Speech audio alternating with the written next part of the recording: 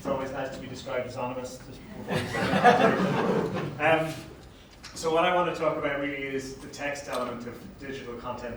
The words that we use are incredibly important to how we communicate with each other. The Oxford English Dictionary, in its most recent update in September, added 500 new words, new senses, and updated entries.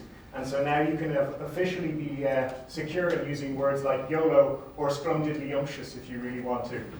The important thing about these terms is that as words and as language evolves, it becomes really critical that the digital communication that we use is able to transparently support that.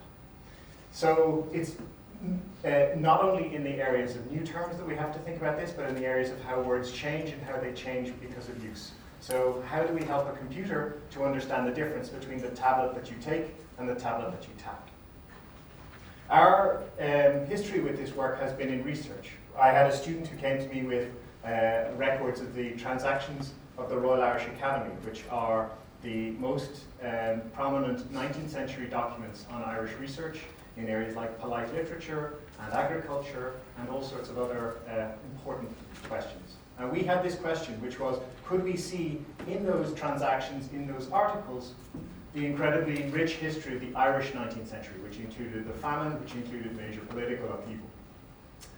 The large number of documents that we had to examine meant that we needed to look at this in a technological way. So we made use of a technology known as topic modeling, which allows you to look for significantly grouped words and allows the computer to understand how words come together using a thing called the distributional hypothesis.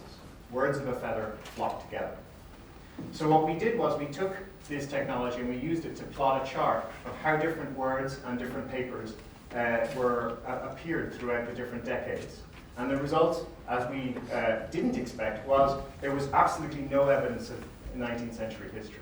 Instead, what we had was an indication that at one point someone who was interested in Egyptology took over as editor, and the amount of Egyptology went up and everything else went down. The lesson we learned was it's not so much what happens around you as who you know in those sorts of questions. That work was very rich, it was very interesting, and the digital humanities, it was extremely engaging. It's great to work with experts and historians who are really passionate about their work.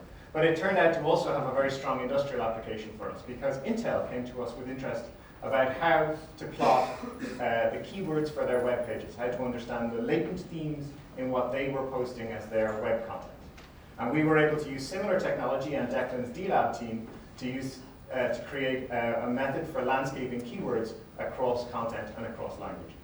So work that works in a pure research domain turned out to have a nice application in an industrial context. The reason this is important is that as we're moving forward, as technology becomes more global, as we become members of a global community with that sort of level of reach, it needs to become less and less clear that the content hasn't been written for you. The importance is for the content to communicate with you better. We now need to understand that the apps that we use, the documents that we write, are increasingly become representatives of our products and our companies and our image. And as we move towards a more chat-orientated environment, the interface itself is going to disappear. And unless we have technologies that can reflect that ambiguity, reflect that evolution of language, we won't have the sort of future that we want. Thank you very much.